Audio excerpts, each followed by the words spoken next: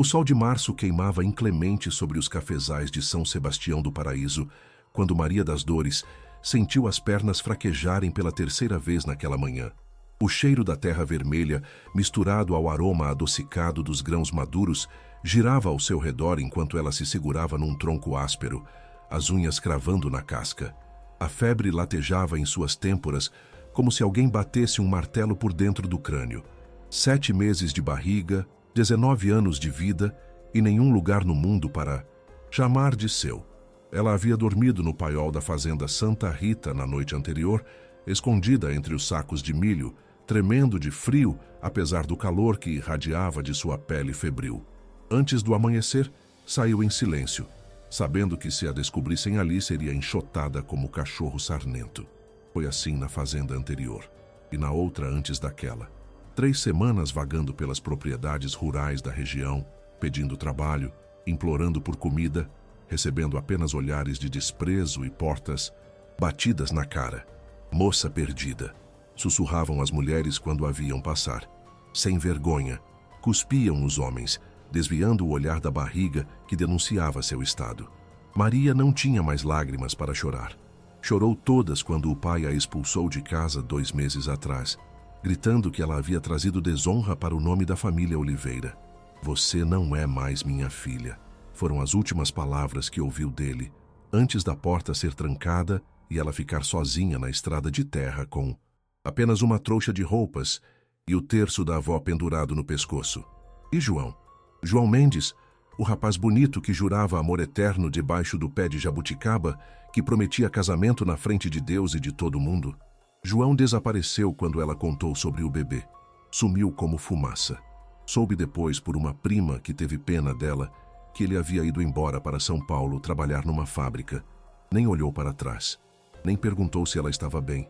Simplesmente fugiu da responsabilidade como um covarde, deixando-a carregar sozinha o peso da condenação social. Agora, sob o sol impiedoso de março de 1947, Maria das Dores caminhava entre os pés de café da fazenda mais distante que conseguiu alcançar, a Fazenda Boa Esperança. O nome era uma ironia cruel. Esperança era justamente o que ela não tinha mais. Viera até ali porque ouvira na cidade que o dono, Coronel Antônio Bernardes, era viúvo e mantinha a fazenda funcionando sozinho, sem mulher para vigiar os empregados ou espalhar fofocas. Talvez, apenas talvez, ele tivesse piedade. Talvez aceitasse que ela trabalhasse em troca de um prato de comida e um canto para dormir até o bebê nascer. Mas o calor estava insuportável. A febre, que começara como um incômodo 2 dias atrás, agora consumia suas forças como fogo em capim seco. Ela precisava encontrar o fazendeiro. Precisava pedir ajuda antes que fosse tarde demais. Maria olhou ao redor, desorientada. Os cafezais se estendiam infinitamente em todas as direções. Um mar verde e vermelho ondulando sob o vento quente. Onde estava a casa grande? Por que tudo estava girando? O gosto de ferro encheu sua boca. Suas mãos, calejadas e sujas de terra, agarraram instintivamente a barriga onde o bebê se mexia, assustado com os tremores do corpo da mãe. Aguenta, meu filho, sussurrou ela, a voz rouca e fraca. A gente vai ficar bem. Eu prometo que a gente vai ficar bem. Mas eram palavras vazias, desprovidas de convicção. Como poderia prometer algo quando nem sabia se veria o pôr do sol daquele dia? Foi então que aconteceu. O mundo inteiro virou de lado. O céu azul trocou de lugar com a terra vermelha. Maria sentiu os joelhos baterem no chão com força. Depois, o corpo todo desabando entre as fileiras de café. O último pensamento consciente que teve foi sobre o bebê. Meu Deus, o bebê. Depois tudo ficou escuro. O coronel Antônio Bernardes não gostava de fazer a fiscalização matinal sozinho, mas desde que Marta falecera 3 anos atrás, muita coisa que ele não gostava havia se tornado rotina. O capataz, seu Joaquim, havia ido até a cidade buscar ferramentas novas. Então sobrou para o fazendeiro verificar se os trabalhadores estavam nos pontos corretos da colheita. Ele ajustou o chapéu de couro na cabeça, sentindo o peso dos 52 anos nas costas, e seguiu a cavalo pelo caminho estreito entre as plantações. Era um homem alto, de ombros largos e mãos calejadas de quem trabalhou a vida inteira. O rosto marcado pelo sol trazia rugas profundas ao redor dos olhos claros, olhos que já viram muita coisa, sofreram muitas perdas, mas nunca perderam aquela centelha de bondade que Marta tanto amava nele. Você tem coração mole demais para fazendeiro, Tonico, ela costumava dizer, usando o apelido que só ela tinha permissão de usar. Um dia isso vai te meter em encrenca. E ela estava certa, como sempre esteve. O cavalo, um alazão chamado Trovão, parou de repente, relinchando inquieto. Antônio franziu a testa, puxando as rédeas. Que foi? Menino? Foi quando viu. Um vulto caído entre os pés de café, a uns 20 metros da trilha. De longe parecia um saco de estopa esquecido pelos trabalhadores. Mas sacos de estopa não usavam vestido de chitão azul desbotado. O coração do fazendeiro acelerou. Ele desceu do cavalo num movimento ágil que desmentiu sua idade e correu em direção à figura caída. Quando chegou perto, a respiração falhou. Era uma moça, jovem, muito jovem, e grávida, muito grávida. Estava deitada de lado, o rosto pálido, como cera de vela, os lábios rachados entreabertos, o cabelo castanho escuro colado na testa por suor. Ele se ajoelhou ao lado dela, colocando a mão no pescoço fino para procurar o pulso. Estava lá, fraco, irregular, mas estava lá. Moça, moça, você me ouve? Nada. Antônio olhou ao redor procurando ajuda, mas os trabalhadores estavam longe demais do outro lado da plantação. Não havia tempo. A febre irradiava do corpo dela, como calor de brasa. Ele precisava levá-la para casa imediatamente. Chamar o doutor Aguiar da cidade. Sem pensar duas vezes, Antônio passou um braço sob os joelhos dela e outro sob os ombros, erguendo-a do chão com um grunhido de esforço. Ela era leve demais, assustadoramente leve para uma mulher grávida. Os ossos dos ombros eram proeminentes sob o vestido surrado. Quanto tempo ela estava sem comer direito? O fazendeiro a acomodou nos braços, notando como a cabeça dela tombou contra seu peito, confiante como uma criança. Havia algo naquele rosto, mesmo pálido, mesmo sujo de terra, que apertou seu coração de um jeito que ele não sentia há muito tempo. Era a mesma expressão que Marta tinha quando estava doente, aquela vulnerabilidade absoluta, aquela dependência total da bondade alheia. Antônio assobiou para Trovão, que veio trotando obedientemente. Com dificuldade ele subiu na sela segurando a moça, acomodando-a na frente do corpo. "Aguenta aí, menina", murmurou, mesmo sabendo que ela não podia ouvi-lo. "Você vai ficar boa. Eu prometo que você vai ficar boa." Ele tocou os calcanhares nos flancos do cavalo e partiram em galope para a casa grande, os grãos de café caindo dos galhos com o vento da passagem. A casa grande da fazenda Boa Esperança era uma construção imponente de 2 andares, pintada de branco com janelas azuis, cercada por jabuticabeiras centenárias. Quando Antônio entrou pelo portão principal carregando a moça desacordada, os empregados que estavam no terreiro pararam o que faziam para olhar, boquiabertos. Dona Benedita, a cozinheira que trabalhava ali há 20 anos, largou o cesto de roupas e correu em direção ao patrão. "Meu Deus do céu, seu Antônio! O que aconteceu? Quem é essa moça?" A voz dela era um misto de preocupação e escândalo. Antônio passou direto por ela, subindo os degraus da varanda com passos firmes. "Achei ela desmaiada na plantação, tá com febre alta. Manda o Zé Pedro buscar o doutor Aguiar agora." "Agora, Benedita." O tom de comando não admitia questionamento. "Mas, seu Antônio, o senhor nem sabe. Quem é essa mulher? E ela tá..." Benedita olhou significativamente para a barriga de Maria. "Tá esperando criança. O povo vai falar. O senhor sabe como é a cidade." Antônio parou na porta, virando-se para encará-la com aqueles olhos claros que podiam ser doces como mel ou duros como pedra. Naquele momento eram duros. "Eu sei como é a cidade, sim. Cheia de gente que vai para a igreja todo domingo e passa o resto da semana julgando o próximo. Essa moça precisa de ajuda. E nesta casa, quando alguém precisa de ajuda, a gente ajuda. Entendeu?" Benedita baixou a cabeça envergonhada. "Sim, senhor. Vou mandar buscar o doutor." Ela fez menção de se virar, mas parou.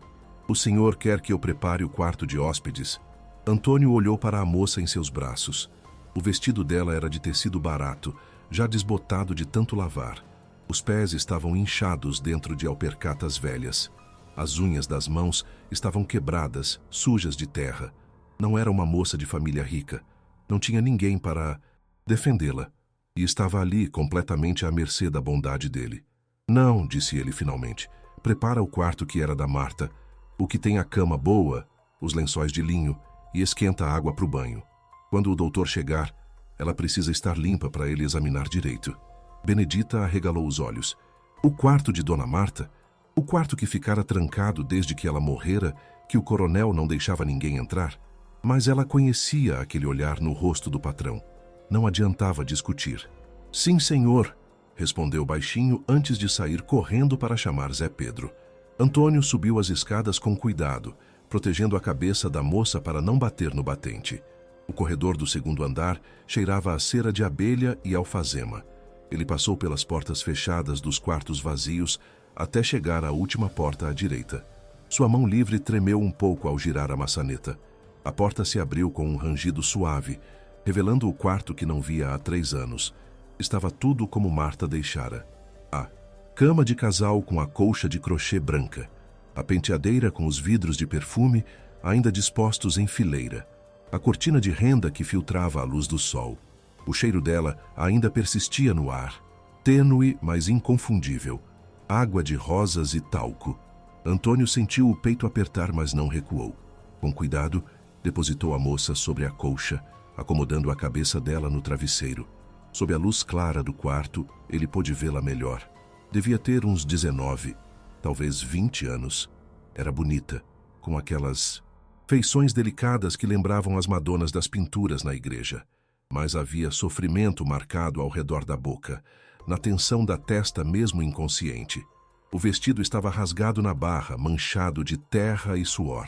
Os braços finos mostravam arranhões recentes, provavelmente de espinhos. Por onde ela andara? Quanto tempo estivera vagando? Quem é você, menina? Murmurou Antônio, afastando com delicadeza uma mecha de cabelo grudada na testa dela. A febre queimava sob seus dedos. De onde você veio? Como se em resposta, a moça gemeu baixinho, virando a cabeça de um lado para o outro. Sua mão se moveu instintivamente para a barriga, num gesto protetor mesmo inconsciente. Mãe. Ela ia ser mãe. E estava completamente sozinha. Benedita entrou no quarto carregando uma bacia de água e panos limpos, com 2 empregadas mais jovens atrás dela, trazendo baldes de água quente. Os olhos dela arregalaram ao ver a moça na cama de Dona Marta, mas teve juízo de não comentar. O Zé Pedro já foi buscar o doutor. Trouxe água e pano para limpar ela. Antônio assentiu, recuando para dar espaço. Tira essa roupa dela, lava ela direito. Põe uma camisola limpa. E com cuidado, Benedita. Ela está esperando o bebê. Eu sei cuidar de mulher grávida, seu Antônio. Já fiz mais parto nessa vida que o senhor imagina. Havia um tom quase maternal na voz da cozinheira agora. Toda a desaprovação anterior dissolvida pela piedade natural que toda mulher sente ao ver outra em sofrimento. O senhor pode sair. Isso não é coisa para homem ver. Antônio saiu do quarto fechando a porta atrás de si. No corredor silencioso da casa grande, ele encostou na parede e passou a mão pelo rosto. O que estava fazendo? Benedita tinha razão. A cidade ia falar. Já fofocavam sobre tudo o que ele fazia, sobre cada movimento seu desde que Marta morrera. Um fazendeiro viúvo, ainda relativamente jovem, era carne fresca para as línguas venenosas das beatas da cidade. E agora ele havia trazido uma moça grávida, desconhecida, solteira pelo jeito, e botado ela no quarto da falecida esposa. Podia ouvir daqui as conversas nos alpendres das casas, nos bancos da igreja, na praça principal. Mas você viu?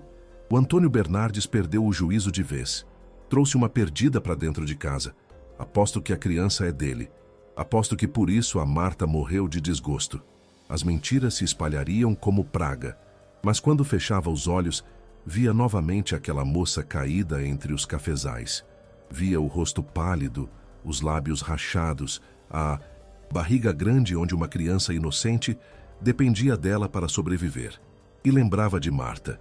Lembrava das últimas palavras da esposa antes de morrer. Tonico, você promete uma coisa para mim? Promete que não vai endurecer o coração. Promete que vai continuar sendo o homem bom que eu conheci. Promete? Ele havia prometido. E ia manter a promessa, não importava o que os outros dissessem. O Dr. Aguiar chegou 1 hora depois. Um homem baixo e rechonchudo, de uns 60 anos, com óculos redondos e uma maleta de couro gasta. Antônio o levou direto para o quarto. Benedita havia feito um bom trabalho. A moça estava limpa, vestindo uma camisola branca de algodão, os cabelos escovados e espalhados no travesseiro. Ainda inconsciente, mas a respiração parecia um pouco mais regular. O doutor a examinou em silêncio, verificando o pulso, ouvindo o coração, apalpando a barriga com mãos experientes. Finalmente, ele se virou para Antônio com uma expressão grave. Febre alta, desidratação severa, desnutrição. Pelo estado dela, eu diria que está sem comer direito há semanas, talvez mais de 1 mês. Ele fez uma pausa significativa. Antônio, essa moça estava morrendo. Mais alguns dias assim e teríamos perdido ela e a criança. O fazendeiro sentiu o estômago revirar. Mas ela vai ficar boa. O doutor tirou os óculos limpando as lentes com um lenço. Vai, com cuidados adequados, repouso absoluto, alimentação boa, muita água. A febre vai ceder em uns dias. Mas a gravidez, ele hesitou. Tá arriscada. O corpo dela passou por muito estresse. Ela precisa ficar de repouso até o bebê nascer, sem trabalhar, sem fazer esforço. Ela vai ficar aqui então, disse Antônio com firmeza, até se recuperar completamente, até a criança nascer se preciso. O doutor Aguiar o estudou por um longo momento. Então colocou a mão no ombro do fazendeiro. Você sabe o que está fazendo, Antônio? O povo vai falar. Você conhece essa moça? Antônio olhou para a figura frágil na cama. Não sei nem o nome dela. Mas isso importa? Ela precisava de ajuda. Eu ajudei. É o que gente de bem faz. O doutor suspirou, balançando a cabeça com um meio sorriso. Você é igual ao seu pai, Antônio. Coração grande demais para o próprio bem. Vou deixar uns remédios e volto amanhã para ver como ela tá. Ele arrumou as coisas na maleta. E se alguém perguntar, e vão perguntar, eu vou dizer a verdade. Você salvou a vida dessa moça e da criança dela. Quem tiver algo contra isso, que venha falar comigo. Primeiro, Maria das Dores acordou quando o sol já estava se pondo. A primeira coisa que notou foi que não estava mais no chão duro entre os cafezais. Estava numa cama de verdade, macia, com lençóis que cheiravam a alfazema. A segunda coisa foi que não estava mais com o vestido sujo. Estava limpa, usando uma camisola que não era dela. E a terceira coisa, a que fez o coração disparar em pânico, foi que não sabia onde estava. Ela tentou se sentar, mas uma onda de tontura a fez cair de volta no travesseiro. Calma, moça, calma! Uma voz feminina, suave, mas firme. Maria virou a cabeça e viu uma mulher negra de uns 50 anos sentada numa cadeira ao lado da cama, segurando uma xícara de chá. Você desmaiou lá na plantação. O patrão te trouxe para casa. Benedita se aproximou oferecendo a xícara. Toma, é chá de camomila. Vai te fazer bem. Onde eu tô? A voz de Maria saiu rouca, arranhada. Benedita ajudou-a a se sentar, ajeitando travesseiros nas costas. Na Fazenda Boa Esperança, na casa do coronel Antônio Bernardes. Ele te achou caída no cafezal. Maria arregalou os olhos. A fazenda. Ela havia conseguido chegar. E o fazendeiro, ele a havia ajudado? Ele não me mandou embora? Mandou embora? Menina, o homem quase matou o cavalo de tanto galopar trazendo você para cá. Chamou o doutor, deu ordem para te tratar direito, te botou no melhor quarto da casa. Benedita balançou a cabeça, ainda incrédula com a situação. Você tem sorte. Tem gente que ia passar direto por você caída no chão. Mas o coronel, ele tem coração bom. Bom demais às vezes. Maria tomou o chá em pequenos goles, sentindo o líquido quente descer pela garganta seca. As lágrimas começaram a escorrer pelo rosto sem que ela conseguisse controlar. Quando foi a última vez que alguém tinha sido gentil com ela? Quando foi a última vez que alguém a tratou como gente e não como lixo? Eu não tenho como pagar. Não tenho dinheiro. Não tenho nada. Ninguém pediu. Pagamento. disse Benedita com gentileza, pegando um pano e enxugando o rosto dela. O patrão não espera nada em troca. Ele só quer que você fique boa. Ela hesitou. Como é seu nome, menina? Maria engoliu em seco. Seu nome. Ela quase havia esquecido que tinha um nome, depois de semanas sendo chamada de perdida, vagabunda, sem vergonha. Maria. Maria das Dores Oliveira. Maria das Dores, repetiu Benedita. E havia algo de maternal no jeito que ela falou, como se estivesse abençoando o nome. Pois então, Maria das Dores, você vai ficar aqui até se recuperar. O doutor disse que você precisa de repouso, comida boa. E é isso que vai ter. Ela se levantou, alisando o avental. Agora deita direito. Vou buscar uma sopa para você. Tá fraca demais.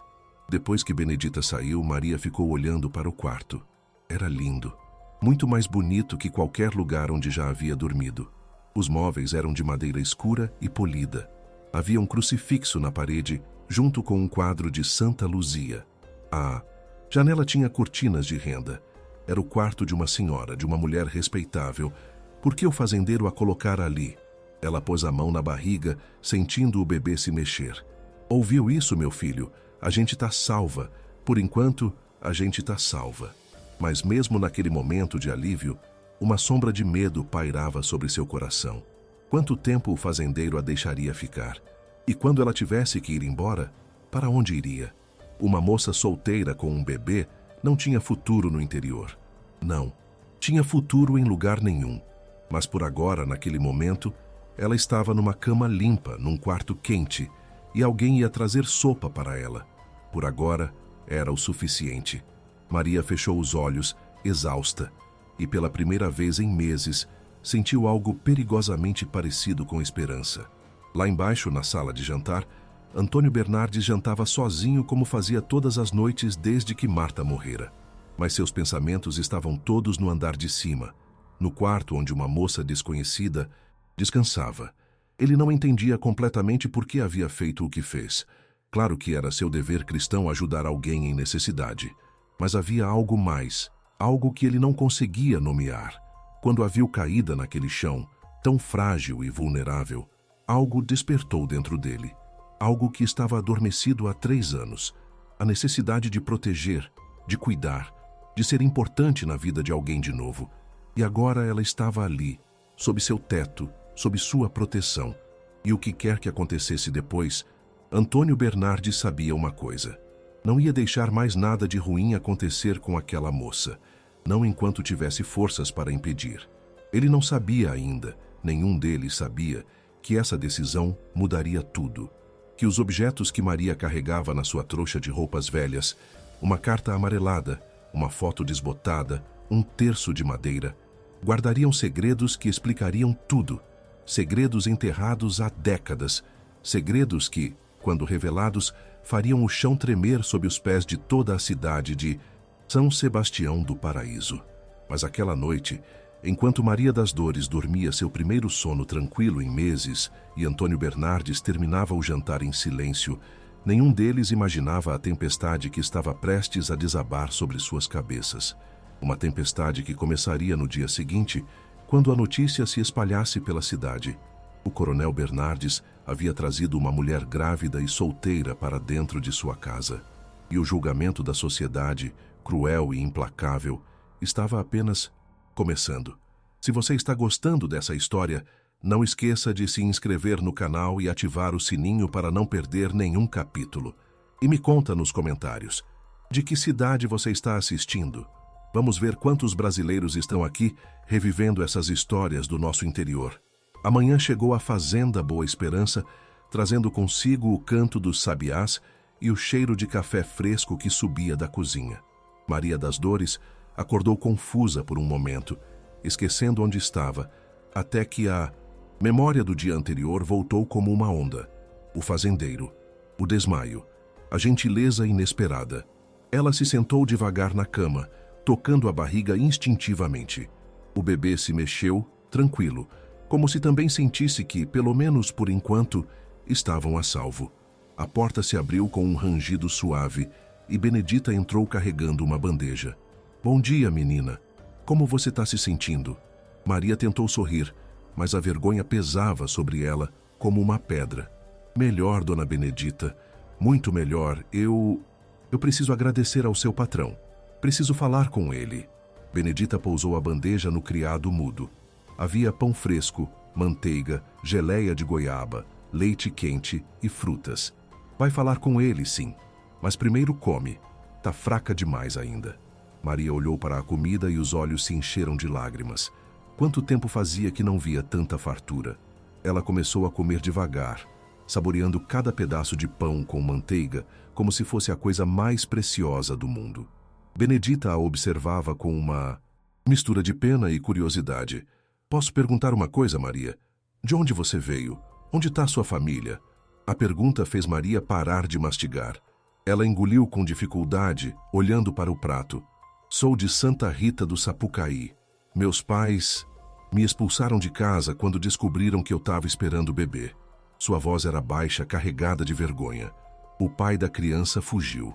Foi embora para São Paulo e me deixou sozinha.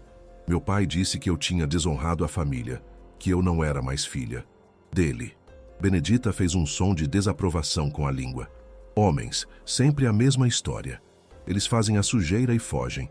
A mulher é que fica carregando o peso sozinha. Ela se sentou na beirada da cama, seus olhos escuros cheios de compreensão. Você amava ele, esse rapaz que fugiu? Maria sentiu uma lágrima escorrendo pelo rosto. Amava, ou achava que amava. Ele jurava que ia casar comigo. Jurava na frente de Deus. E você acreditou, disse Benedita com suavidade. Não como julgamento, mas como constatação. Claro que acreditou. Você era nova, ele era bonito e as palavras bonitas sempre enganam. Não foi culpa sua, menina. Você foi enganada. Ela pegou a mão de Maria e apertou. Mas agora você tem uma chance. O coronel está disposto a te ajudar. Você vai ficar aqui até o bebê nascer. Depois a gente vê. Maria limpou as lágrimas com as costas da mão. Por quê? Por que ele está fazendo isso? Ele nem me conhece. Benedita ficou em silêncio por um momento, como se escolhendo as palavras cuidadosamente. O coronel Antônio, ele é um homem bom, sempre foi. Mas depois que Dona Marta morreu, ele ficou diferente, mais quieto, mais sozinho. Acho que quando viu você ali caída, lembrou dela. Lembrou de quando ela estava doente e ninguém podia fazer nada para salvar ela. A esposa dele morreu de quê? Perguntou Maria baixinho. Benedita suspirou fundo. Febre. Uma febre que ninguém sabia curar. Ela sofreu muito nos últimos dias. O coronel ficou do lado dela até o fim, segurando a mão dela, rezando. Quando ela se foi, foi como se tivesse levado um pedaço dele junto. Ela se levantou, alisando o avental. Por isso eu te digo, você tem sorte. Poucos homens nesse mundo fariam o que ele fez. Depois que Benedita saiu, Maria terminou de comer lentamente, pensando em tudo que ouvira. O fazendeiro era viúvo, ainda estava de luto pela esposa morta. E mesmo assim, havia parado sua vida para ajudar uma completa estranha. Ela precisava agradecê-lo pessoalmente, precisava deixar claro que não era aproveitadora, que ia trabalhar para pagar a bondade dele assim que estivesse recuperada. Lá embaixo, na varanda da casa grande, Antônio Bernardes tomava seu café matinal quando viu a carroça de seu Otávio, o dono do armazém da cidade, subindo pela estrada de terra. Não era dia de entrega. O fazendeiro franziu a testa, depositando a xícara no pires. Quando a carroça parou em frente à casa, seu Otávio desceu com aquela expressão que Antônio conhecia bem. A expressão de quem vem trazer más notícias disfarçadas de visita de cortesia. Bom dia, Otávio. Não esperava sua visita hoje. Antônio desceu os degraus da varanda, estendendo a mão. O comerciante a apertou, mas havia hesitação no gesto. Bom dia, Antônio. Desculpa aparecer assim sem avisar, mas precisava conversar com você. É sobre o que está se falando na cidade. Antônio cruzou os braços sobre o peito. Deixa eu adivinhar. Sobre a moça que eu trouxe para cá ontem. Seu Otávio. Tirou o chapéu passando a mão pelo cabelo ralo. Antônio, você sabe que eu te considero muito. Conheci seu pai. Conheci você desde menino. Mas o povo está falando. E não está falando bem. Ele olhou ao redor, como se temesse ser ouvido. Dizem que a moça é solteira, que está esperando filho. Dizem que você a botou no quarto de Dona Marta. As beatas já estão dizendo que é escândalo, que você está desonrando a memória da sua falecida. A mandíbula de Antônio se contraiu. E o que você acha, Otávio? Você, que se diz meu amigo, acha que eu faria algo desonroso? O comerciante se encolheu um pouco. Não é o que eu acho, Antônio. É o que o povo está dizendo. E você sabe como é. Uma vez que o povo começa a falar, o fogo se espalha. Eu vim aqui como amigo para avisar. As coisas podem ficar difíceis para você se continuar com essa moça aqui. Difíceis como? A voz de Antônio era perigosamente calma. Seu Otávio mexeu os pés, desconfortável. Bem, você sabe, o padre já está falando em fazer um sermão sobre caridade mal direcionada. As famílias boas da cidade podem parar de fazer negócio contigo. E tem o coronel Justino. Ele fez uma pausa significativa. Ele está dizendo que você está perdendo o juízo, que uma moça perdida não tem lugar numa casa de respeito. Antônio deu um passo à frente e havia algo em seus olhos que fez Otávio recuar. Coronel Justino, aquele hipócrita que tem duas famílias, uma na cidade e outra no sítio, mas vai para a igreja todo domingo sentar no primeiro banco. Aquele... Coronel Justino, sua voz era afiada como navalha. E as beatas que falam de mim são as mesmas que tratam as empregadas pior que cachorro? Essas pessoas eu devo ouvir? Antônio, eu só tô tentando ajudar, começou Otávio, mas o fazendeiro o cortou. Ajudar? Sabe como você pode ajudar? Dizendo para esse povo fofoqueiro que a moça que está na minha casa quase morreu de fome e febre, que ela foi abandonada pela família, traída pelo homem que prometeu casar com ela e largada na estrada feito lixo, e que se eu não tivesse ajudado, ela e a criança estariam mortas agora. Ele apontou o dedo para o peito de Otávio. E se alguém tem problema com isso, pode vir falar comigo pessoalmente. O comerciante engoliu em seco, colocando o chapéu de volta na cabeça. Certo, Antônio. Eu vou passar a mensagem. Ele voltou para a carroça, mas antes de subir, virou-se mais uma vez. Só uma última coisa. A moça, ela vai ficar quanto tempo? Antônio não hesitou. O tempo que precisar. Até ela e a criança estarem bem. Se isso leva 1 mês, 2 meses ou 1 ano, não é da conta de ninguém além da minha. Quando a carroça desapareceu pela estrada, Antônio ficou parado na varanda por um longo momento, a raiva fervendo dentro dele. Não era a raiva de Otávio. O homem era apenas o mensageiro. Era a raiva da hipocrisia, do julgamento cruel, da cidade inteira que se achava tão cristã, mas não tinha um pingo de compaixão verdadeira. Ele pensou em Marta, em como ela ficaria decepcionada com essas pessoas que antes chamavam de amigas. Patrão! A voz de Benedita o tirou dos pensamentos. Ela estava na porta da casa, as mãos torcendo o avental. A Maria está pedindo para falar com o senhor. Está dizendo que precisa agradecer pessoalmente. Antônio respirou fundo, acalmando o ânimo. Diz para ela que não precisa agradecer nada, mas se ela quer falar, pode descer. Volta na sala. Minutos depois, Maria das Dores apareceu no topo da escada. Ela ainda estava usando a camisola, com um chale jogado sobre os ombros. Descia os degraus devagar, segurando no corrimão a barriga grande, dificultando os movimentos. Antônio ficou de pé quando ela entrou na sala, tirando o chapéu num gesto automático de respeito. Era a primeira vez que a via acordada, consciente. Os olhos dela eram castanhos escuros, grandes e expressivos, ainda inchados de tanto chorar. Coronel Bernardes, começou ela, a voz trêmula. Eu não sei como agradecer o senhor. O senhor salvou minha vida. Salvou a vida do meu filho.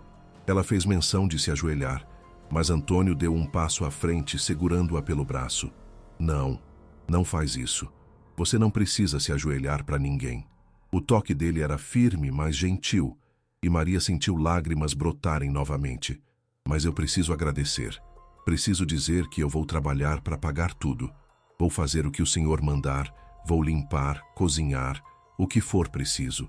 Só não me manda embora. Por favor. A voz dela quebrou na última palavra. Antônio a guiou até o sofá, ajudando-a a se sentar antes de ocupar a poltrona em frente.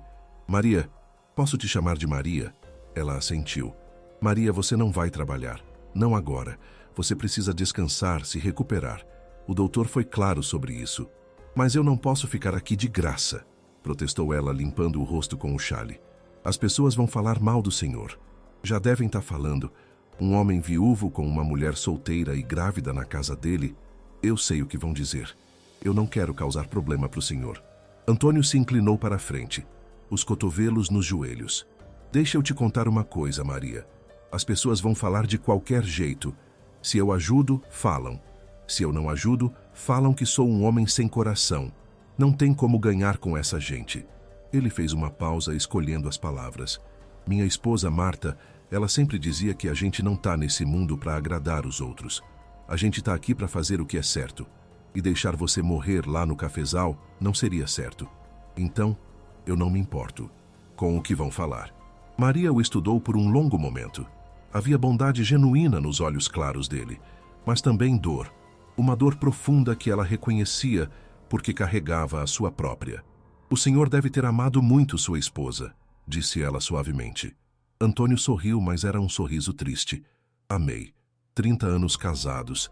Ela era a melhor pessoa que eu conheci. Ele olhou para a foto emoldurada na parede. Marta no dia do casamento, jovem e radiante. Quando ela morreu, achei que tinha morrido junto. Fiquei 3 anos aqui nessa casa, vivendo, mas não vivendo de verdade. Só existindo.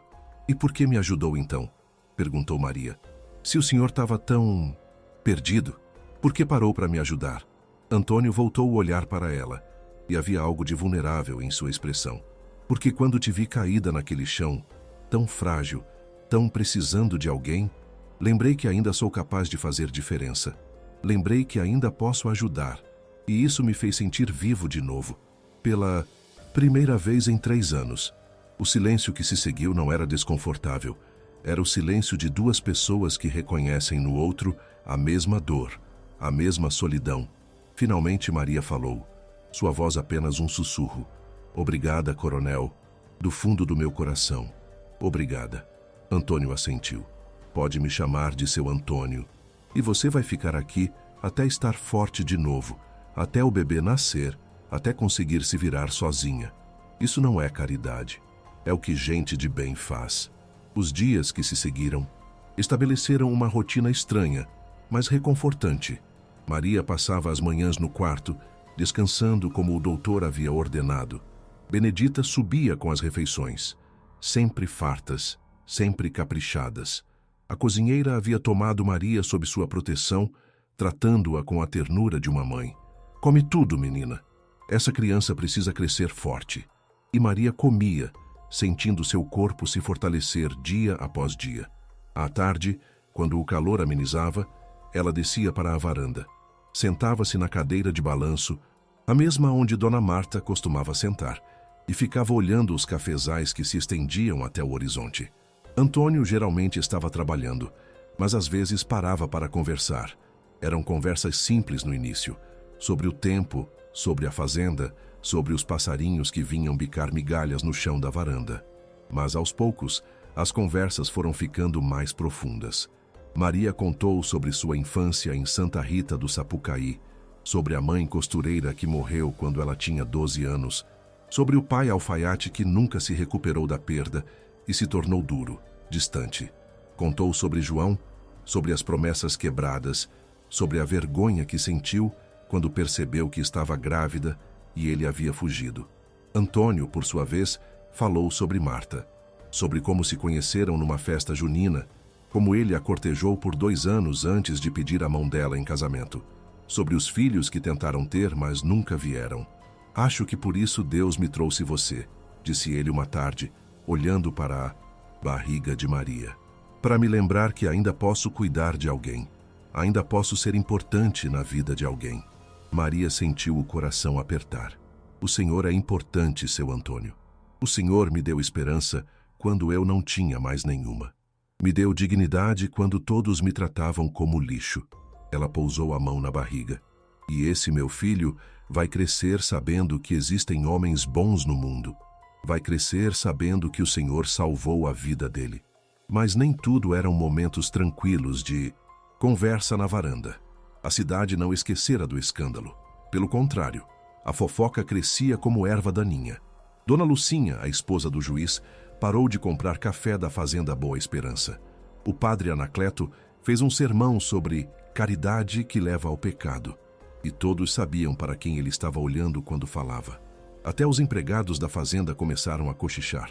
Um dia, Zé Pedro, o capataz que trabalhava ali há 15 anos, pediu para conversar com Antônio. Patrão, com todo respeito, mas os homens estão falando. Estão dizendo que a moça pode ser mais que uma hóspede, que o senhor pode estar se aproveitando dela. Antônio ficou vermelho de raiva. E você? Você acredita nisso, Zé Pedro? O capataz baixou a cabeça. Eu não, patrão. Eu conheço o senhor. Mas o povo, cortou Antônio, pode pensar o que quiser. Eu não vou mandar essa moça embora para satisfazer a curiosidade alheia. E se alguém aqui na fazenda tem problema com isso, pode pegar suas coisas e ir embora. Deixo. Bem claro. Zé Pedro assentiu rapidamente. Tá certo, patrão, era só para avisar. Mas Antônio sabia que o recado havia sido dado. E sabia também que as coisas estavam ficando piores. A tensão explodiu numa tarde de sábado, quando Antônio foi à cidade buscar remédios que o doutor Aguiar havia receitado para Maria. Ele estava saindo da farmácia quando se deparou com o coronel Justino e 3 de seus capangas parados na calçada. Justino era um homem grande, de barriga proeminente e bigode encerado, dono de terras quase tão extensas quanto as de Antônio. Bernardes, disse Justino, bloqueando o caminho. Precisamos conversar. Antônio parou, a mão apertando o embrulho dos remédios. Sobre o que, Justino? O outro homem cuspiu no chão. Sobre a puta que você está escondendo na sua casa.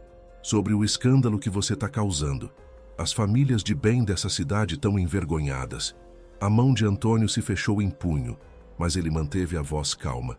Cuidado com o que você fala, Justino. A moça que tá na minha casa é uma pessoa de bem que caiu em desgraça. E eu tô ajudando ela. Se você tem problema com isso, é seu problema. Justino riu, um som desagradável. Ajudando? É assim que chama agora? Tá vendo, rapaziada? O viúvo arrumou uma concubina e quer que a gente aceite. Antônio deu um passo à frente, os olhos faiscando. Repete isso. Vamos, repete para ver o que acontece. Os capangas de Justino se mexeram, mas o fazendeiro não recuou. Você tem 2 famílias, Justino. Todos sabem. Tem uma mulher na cidade e outra no sítio. Tem filhos nos 2 lugares que você não assume. E você vem me falar de moral? De escândalo? O rosto de Justino ficou roxo. Eu sou homem, posso fazer o que quiser. Mas você está desonrando a memória de uma santa. Dona Marta deve estar se revirando no túmulo. Foi a gota d'água. Antônio largou o embrulho e agarrou Justino pela gola da camisa. Não fala o nome da minha esposa com essa sua boca suja. Você não é digno nem de pisar na sombra dela. Eles ficaram ali testa com testa, enquanto as pessoas na rua paravam para assistir. Foi o delegado Moacir quem separou os 2. Calma, calma. Que história é essa? Antônio soltou Justino com um empurrão, pegando o embrulho do chão. Esse aqui está ofendendo uma moça sob minha proteção e ofendendo a memória da minha falecida. O delegado olhou de um para o outro. Justino, vai embora. Você também, Antônio. Não quero briga na minha cidade. Antônio voltou para a fazenda com o sangue fervendo. Quando entrou, pela porteira, viu Maria na varanda, uma expressão preocupada no rosto. Ela vira a poeira da estrada, vira como ele havia chegado rápido demais. Aconteceu alguma coisa? Ele desmontou do cavalo, amarrando as rédeas no poste. Nada com que você precise se preocupar. Mas Maria desceu os degraus colocando-se na frente dele. Foi por minha causa, não foi? Alguém falou alguma coisa? Não era uma pergunta. Antônio suspirou, tirando o chapéu e passando a mão pelo cabelo. Maria, eu já disse. As pessoas vão falar, não importa. Mas Maria sentiu a culpa apertando seu peito como um torno. Importa sim. O senhor não merece passar por isso. Eu posso ir embora. Posso procurar outro lugar. Você não vai para lugar nenhum, disse Antônio com firmeza, segurando os ombros dela. Você ouviu? Não vai. Você está segura aqui. E eu não vou deixar ninguém te machucar. Havia algo na intensidade do olhar dele que fez Maria sentir algo estranho no peito. Algo quente, algo que ela não deveria estar sentindo. Ela baixou os olhos envergonhada. Por que o senhor está fazendo isso? Por que se importa tanto? Antônio soltou os ombros dela, recuando um passo. Porque é o certo. Porque você merece alguém que se importe. Ele fez uma pausa. E porque quando olho para você, vejo alguém que ainda tem fé, ainda tem esperança, mesmo depois de tudo que passou. E isso me faz querer proteger essa esperança. Faz sentido? Maria assentiu devagar, os olhos marejados. Faz. Eles ficaram ali na varanda no fim de tarde, enquanto o sol descia lentamente atrás dos cafezais. E pela primeira vez, desde que chegara àquela fazenda, Maria entendeu algo importante. Ela não estava apenas grata a Antônio Bernardes. Estava começando a admirá-lo, a confiar nele. E talvez, apenas talvez, começando a sentir algo mais profundo. Algo que a assustava e confortava ao mesmo tempo. Se você está gostando dessa história, deixa um like para me ajudar. E me responde, você conseguiria viver nessa época com todo esse julgamento da sociedade? Comenta aqui embaixo. Aquela noite, depois do jantar, algo mudou. Antônio estava na biblioteca quando Maria apareceu na porta, segurando algo nas mãos. Seu Antônio, posso entrar? Ele fez sinal que sim, fechando o livro que fingia ler. Maria entrou devagar, sentando-se na cadeira em frente à escrivaninha dele. Nas mãos, ela segurava uma trouxa de pano surrado. Eu queria mostrar uma coisa para o senhor. São as únicas coisas que tenho. As únicas coisas que trouxe quando saí de casa. Ela abriu a trouxa cuidadosamente. Dentro havia poucas roupas dobradas e 3 objetos que ela separou com reverência. Uma fotografia desbotada, uma carta amarelada e um terço de madeira escura. Esse terço era da minha avó, Maria Lúcia. Ela me criou até os 7 anos antes de morrer. Antônio olhou para o terço e algo em seu peito se apertou. Ele conhecia aquele tipo de madeira. Era peroba rosa, a mesma que crescia nas terras dele. E o formato das contas, o jeito que o crucifixo estava preso. Havia algo estranhamente familiar. Sua avó era daqui, de São Sebastião do Paraíso? Maria balançou a cabeça. Não sei. Ela nunca falou muito sobre o passado. Só dizia que tinha deixado algo importante para trás quando foi embora daqui. Ela pegou a fotografia estendendo para Antônio. Essa é a única foto que eu tenho dela, tirada quando era nova, antes de casar com meu avô. Antônio pegou a foto com mãos trêmulas. A imagem estava desbotada pelo tempo, mas ainda dava para ver o rosto da moça. Devia ter uns 20 anos na foto. Cabelos escuros presos num coque, olhos grandes, um sorriso tímido. E aquele rosto... Meu Deus! Sussurrou ele, o sangue drenando de sua face. Maria inclinou-se para a frente, preocupada. Seu Antônio? O senhor está bem? O senhor conheceu ela? Mas Antônio não conseguia falar. Ele olhava para aquela foto como se tivesse visto um fantasma, porque ele conhecia aquele rosto. Conhecia muito bem. Era impossível, mas era verdade. Finalmente ele encontrou sua voz. A carta. O que tem na carta? Maria pegou o envelope amarelado com cuidado. Eu nunca consegui ler toda. Tá muito apagada, mas tem um nome no começo.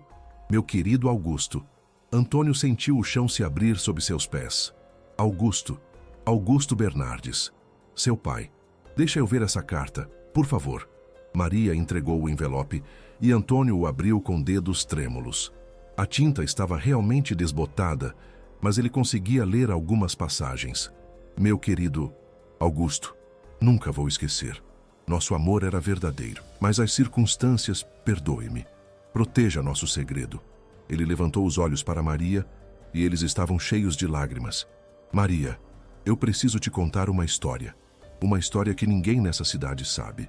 Nem eu sabia toda a verdade até agora. E foi então, naquela biblioteca silenciosa, sob a luz fraca da lamparina, que Antônio Bernardes começou a desvendar um segredo enterrado há quase 50 anos. Um segredo. Sobre seu pai. Sobre um amor impossível. Sobre uma moça que teve que fugir grávida.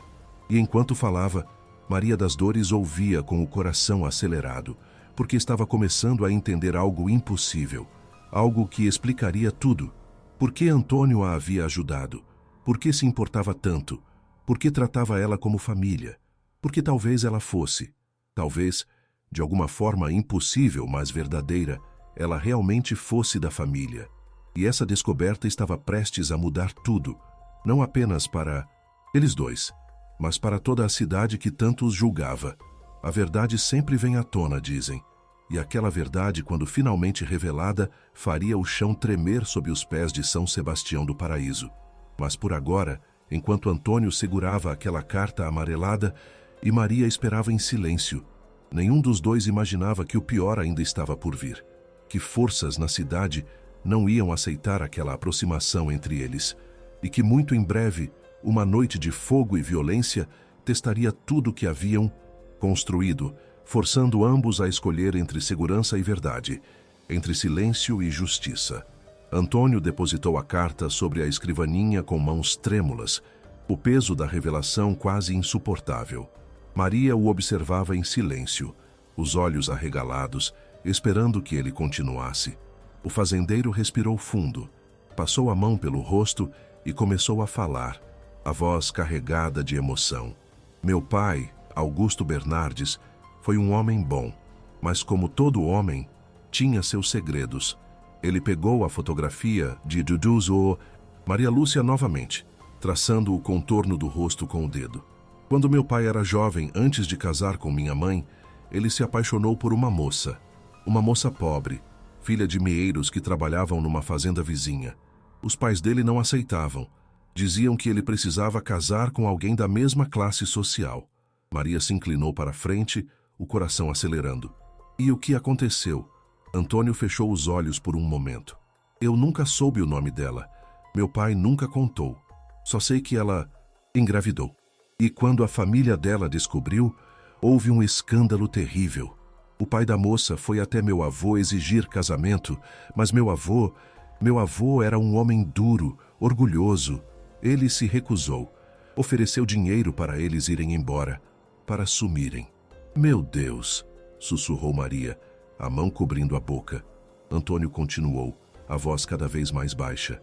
A moça foi embora no meio da noite. Meu pai tentou procurá-la, mas ela havia desaparecido. Foi como se a terra tivesse engolido ela. Meses depois, meu pai foi obrigado a casar com minha mãe. Um casamento arranjado pelas famílias. Ele nunca falou sobre isso, mas eu sabia. Via nos olhos dele, sabe? Aquela tristeza que nunca ia embora completamente.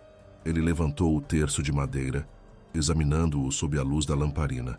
Esse terço, meu pai tinha um igual. Vi ele rezando com um terço exatamente assim quando eu era criança. Depois ele sumiu.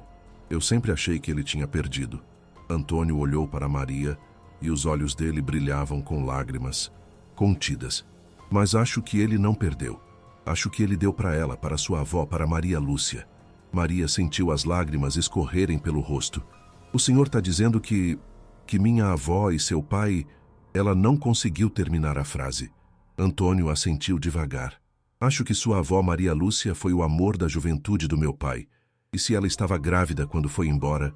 Ele fez uma pausa, o peso da revelação caindo sobre ambos como uma tempestade. Então a criança que ela estava esperando era meu avô, completou Maria, a voz apenas um fio. Meu avô materno, que significa que... Ela olhou para Antônio com os olhos arregalados.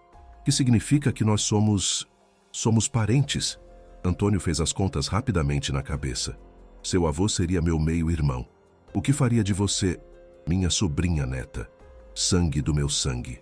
Família. O silêncio que caiu sobre a biblioteca era denso, carregado de significado. Maria começou a chorar mais forte, soluços sacudindo seus ombros. Por isso o Senhor me ajudou. Alguma parte do Senhor sabia, alguma parte reconheceu. Antônio se ajoelhou ao lado da cadeira dela, pegando suas mãos. Eu não sabia, Maria. Juro que não sabia conscientemente. Mas você tem razão. Alguma coisa me puxou para você.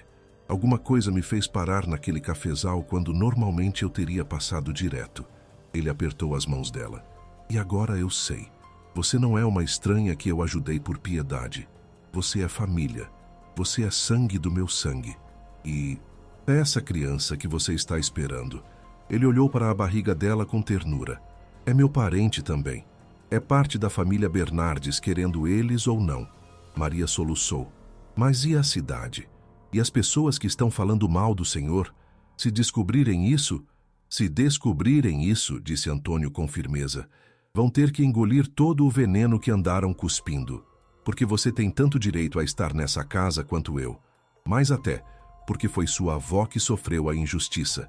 Foi ela que teve que fugir, que teve que criar um filho sozinha, que teve que carregar a vergonha enquanto meu pai continuou sua vida como se nada tivesse acontecido. Havia culpa em sua voz. Meu pai foi covarde, e agora eu tenho a chance de consertar isso, de dar a você o que foi negado à sua avó. Mas antes que Maria pudesse responder, um grito ecoou lá de fora. Fogo! Tem fogo no paiol! Era a voz de Zé Pedro, carregada de pânico. Antônio e Maria correram para a janela e viram línguas de fogo alaranjado. Lambiam o telhado do paiol, a fumaça negra subindo contra o céu noturno. Fica aqui, ordenou Antônio, já correndo para a porta. Tranca a porta e não sai. Mas seu Antônio... Maria começou, mas ele já havia desaparecido escada abaixo. Ela ouviu a porta da frente bater, ouviu os gritos dos homens lá fora organizando baldes de água. O coração dela batia descompassado. Fogo em fazenda era coisa séria. Podia se espalhar rapidamente, consumir tudo. Ela foi até a janela do quarto, observando a movimentação. As chamas já tinham tomado metade do paiol, e os homens formavam uma corrente passando baldes da cisterna. Foi então que ela viu figuras na sombra, longe do incêndio, observando. 3 homens a cavalo, parados na beira da propriedade. Mesmo de longe, Maria reconheceu um deles pela silhueta grande e o chapéu característico. Coronel Justino. Seu sangue gelou. Aquilo não era acidente. Era vingança. Era um aviso. Ela viu Antônio gritando ordens, jogando água nas chamas junto com os empregados. A fumaça estava densa. O calor devia ser insuportável. E de repente um estalo alto. Uma viga do telhado cedendo. "Cuidado!" gritou alguém. Mas foi tarde demais.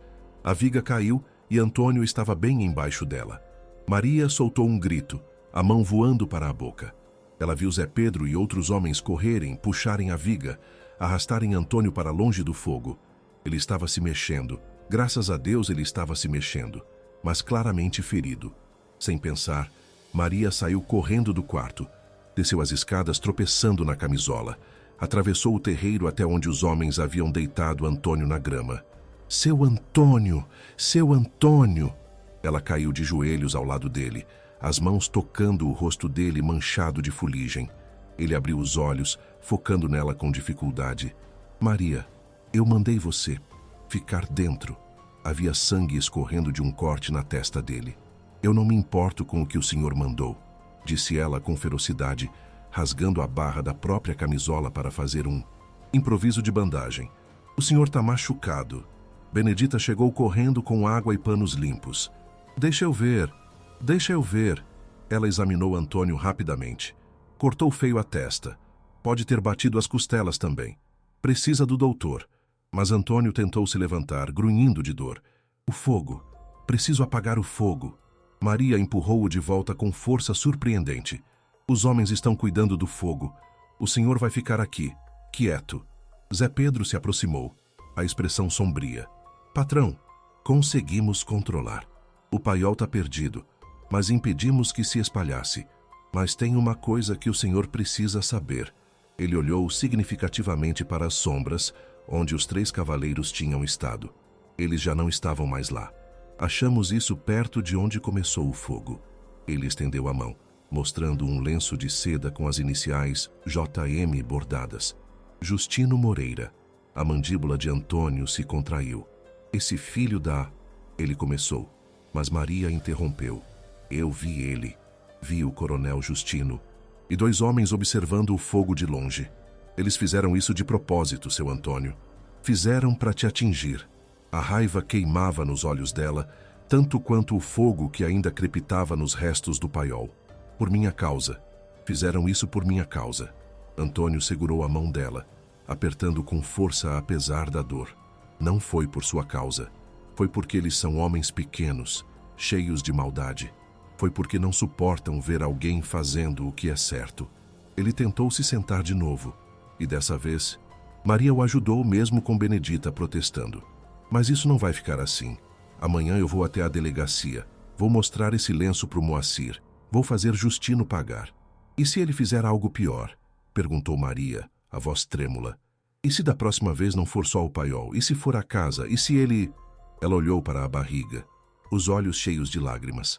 Antônio puxou-a para um abraço desajeitado, a dor nas costelas fazendo-o grunhir, mas não soltando ela. Não vou deixar nada acontecer com você, nem com seu filho. Eu prometo. Ele recuou olhando nos olhos dela. Mas amanhã mesmo nós vamos resolver isso. Vamos contar a verdade, para todo mundo. A verdade? Maria arregalou os olhos. Sobre nós, Antônio assentiu. Sobre você ser da família Bernardes. Sobre o que meu avô fez com sua avó.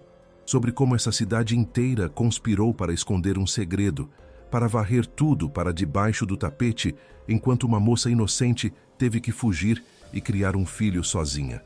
É hora da verdade vir à tona. Naquela noite, depois que o doutor Aguiar veio, enfaixou a cabeça de Antônio, confirmou que 2 costelas estavam rachadas, mas ia sarar, e foi embora balançando a cabeça sobre a loucura dos homens. Maria não conseguiu dormir. Ela ficou sentada na cadeira ao lado da cama de Antônio. Ele havia insistido em ficar no quarto de hóspedes ao invés de subir as escadas, vigiando-o como se ele fosse desaparecer se ela piscasse. Você devia estar dormindo, murmurou Antônio, abrindo os olhos e vendo-a ali. O bebê precisa que você descanse. Maria sacudiu a cabeça. Não consigo dormir. Fico pensando em tudo. Ela fez uma pausa. O senhor tem certeza? Certeza de que quer contar para todo mundo? Vai ser um escândalo enorme. Vai mexer com famílias importantes. O nome do seu pai? O nome do meu pai, disse Antônio com firmeza. Vai finalmente carregar a verdade. Ele foi covarde uma vez. Não vou deixar que a covardia continue manchando nossa família. Ele estendeu a mão e Maria a pegou. Você merece reconhecimento. Merece seu lugar nessa família. E seu filho também. Não vou deixar que você seja expulsa de novo, que sofra de novo. Não enquanto eu tiver forças. Maria apertou a mão dele, as lágrimas escorrendo. Por que o Senhor é tão bom? Depois de tudo, depois da cidade virar as costas, depois do fogo, depois de tudo, por que continua me defendendo? Antônio sorriu, um sorriso cansado, mas genuíno. Porque quando olho para você, vejo coragem, vejo força, vejo alguém que passou por tudo e ainda tem fé, ainda acredita em bondade. E isso me faz querer ser melhor, me faz querer honrar a memória da Marta, honrar a memória da sua avó, me faz querer fazer o certo. O amanhecer chegou lento, tingindo o céu de rosa e laranja. O paiol era agora apenas ruínas fumegantes, um esqueleto carbonizado lembrando a violência da noite anterior. Mas Antônio já estava de pé, vestido com sua melhor roupa apesar da dor nas costelas, determinado. Maria desceu vestindo um dos vestidos simples que Benedita havia costurado para ela, o cabelo preso num coque, o terço da avó pendurado no pescoço. Pronta? Perguntou Antônio. Ela assentiu, mesmo que não estivesse. Como alguém podia estar pronta para enfrentar uma cidade inteira? Eles subiram na charrete. Antônio não podia cavalgar com as costelas machucadas e partiram pela estrada que levava a São Sebastião do Paraíso. A cidade era pequena, poucos milhares de habitantes, e nos domingos de manhã, todos se reuniam na praça principal depois da missa. Era exatamente para lá que Antônio estava indo, para a praça, para o coração da cidade, onde todos pudessem ouvir. Quando chegaram, a missa já havia terminado, e as pessoas se aglomeravam em grupinhos, conversando, fofocando, quando viram a charrete de Antônio parar, seguida de Maria descendo com sua barriga grande e evidente. Os sussurros começaram como um enxame de abelhas. Olha lá, a perdida tem coragem de aparecer aqui. Antônio perdeu o juízo mesmo. Antônio ajudou Maria a descer, oferecendo o braço para ela se apoiar. Juntos, eles caminharam em direção aos degraus da igreja, onde o padre Anacleto ainda conversava com algumas beatas. O padre empalideceu ao vê-los. Antônio, o que você está fazendo? Isso é um absurdo. Um absurdo, disse Antônio alto o suficiente para que todos ouvissem. É essa cidade fingir que é cristã, enquanto julga e condena uma moça inocente. Um silêncio caiu sobre a praça. As pessoas foram se aproximando, curiosas, escandalizadas. Antônio viu o coronel Justino entre a multidão, os olhos estreitando com raiva. Eu trouxe Maria das Dores aqui hoje, porque vocês todos precisam ouvir a verdade. A verdade sobre quem ela é. A verdade sobre os pecados que essa cidade varreu para debaixo do tapete. Ele respirou fundo, a dor nas costelas cortando como faca, mas não vacilou. Maria das Dores não é uma estranha. Ela não é uma perdida que eu trouxe por capricho. Ela é minha sobrinha neta, sangue do meu sangue, família Bernardes. Os murmúrios explodiram. O quê? Ele está mentindo. Isso é loucura. Mas Antônio ergueu a mão, pedindo silêncio. 50 anos atrás, meu pai, Augusto Bernardes, se apaixonou por uma moça chamada Maria Lúcia. Ela era pobre, filha de meeiros. Quando ela engravidou, meu avô a expulsou, ofereceu dinheiro para ela desaparecer. E ela desapareceu, criou o filho sozinha, carregou a vergonha sozinha, enquanto meu pai se casou e continuou sua vida como se nada tivesse acontecido. Ele olhou ao redor, encontrando os olhos de pessoas que conhecia a vida toda. Maria Lúcia era a avó de Maria das Dores. O filho que ela carregava era o avô dela. O que significa que Maria tem tanto direito ao nome Bernardes quanto eu, tem tanto direito às terras dessa família quanto eu, e a criança que ela espera. Ele colocou a mão protetora sobre a barriga de Maria. É minha família também. É Bernardes também. O choque no rosto das pessoas era palpável. Dona Lucinha, a esposa do juiz, levou a mão ao peito como se fosse desmaiar. Foi o coronel Justino quem quebrou o silêncio, rindo alto e sarcástico. Que história conveniente, Bernardes. A puta inventa um parentesco e você acredita? Onde está a prova? Antônio virou-se para ele, os olhos como brasas. A prova está aqui. Maria tirou do bolso a carta amarelada e a fotografia. Esta é uma carta do seu pai para minha avó. E esta é a foto dela. Ela estendeu ambas para o padre Anacleto, que as pegou com mãos trêmulas. O padre examinou a carta, os olhos arregalando conforme lia. Depois olhou para a foto e o rosto dele ficou cinza. Meu Deus, sussurrou. Eu me lembro dessa moça. Eu era criança, mas me lembro. Houve um escândalo. Minha mãe falava em sussurros. Uma moça que teve que ir embora. Ele olhou para Antônio, depois para Maria. É verdade. Eu me lembro. Um homem velho, tão velho que precisava de bengala para andar, se aproximou mancando. Era seu Teodoro, que devia ter uns 90 anos. Eu também me lembro, disse ele com a voz rouca. Eu trabalhava na fazenda do pai do Augusto naquela época. Lembro da moça, linda que era. E lembro do dia que ela foi embora. O Augusto chorou feito criança. Mas o pai dele foi inflexível. Disse que a moça era a escória, que não mancharia o nome da família. Mais pessoas começaram a falar, memórias antigas ressurgindo como fantasmas. Minha mãe falava nisso. Eu ouvi meu pai comentar uma vez. Sempre se soube que havia um segredo. A narrativa que Antônio e Maria tinham trazido começava a se confirmar através das lembranças fragmentadas da cidade. A verdade, enterrada por tanto tempo, finalmente vinha à tona. Coronel Justino ficou vermelho de raiva. E daí? E se ela for parente? Isso não muda nada. Ela continua sendo uma moça solteira e grávida, vivendo na casa de um viúvo. Continua sendo escândalo. Antônio deu um passo em direção a ele, a voz perigosamente baixa. Sabe o que é escândalo, Justino? É você ter tocado fogo no meu paiol ontem à noite. É você ter tentado me matar e colocado em risco uma moça grávida. Ele puxou o lenço de seda do bolso, mostrando para todos. Isto aqui foi encontrado no local onde o fogo começou. As iniciais JM, Justino Moreira. E teve testemunha. Maria te viu. Viu você e seus capangas observando o incêndio de longe. Justino empalideceu, olhando ao redor para ver todos os olhos fixos nele. Isso não prova nada. Qualquer um podia ter pegado esse lenço. O delegado Moacir, que estava entre a multidão, se aproximou. Justino, eu vou ter que te levar para a delegacia. Vou ter que investigar isso. Justino recuou, os punhos cerrados. Vocês estão loucos. Vão acreditar nele por causa de um lenço? Mas Pedro deu um passo à frente. Eu também vi, delegado. Vi 3 homens a cavalo observando o fogo. Reconheci o Justino pela silhueta.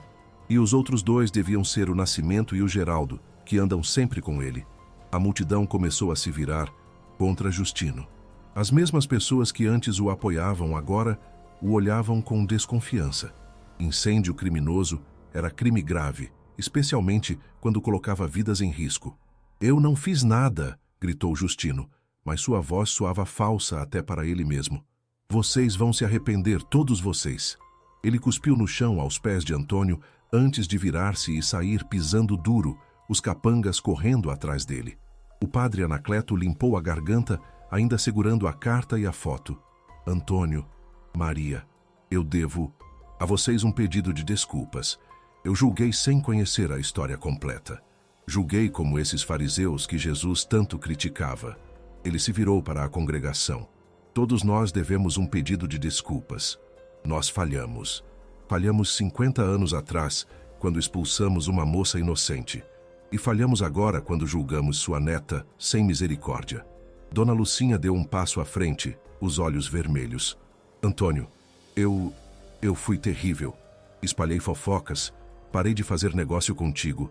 Tudo por orgulho tolo." Ela olhou para Maria. "Menina, você me perdoa? Me perdoa por ter sido tão cruel?" Maria sentiu as lágrimas escorrerem. Ela assentiu, incapaz de falar.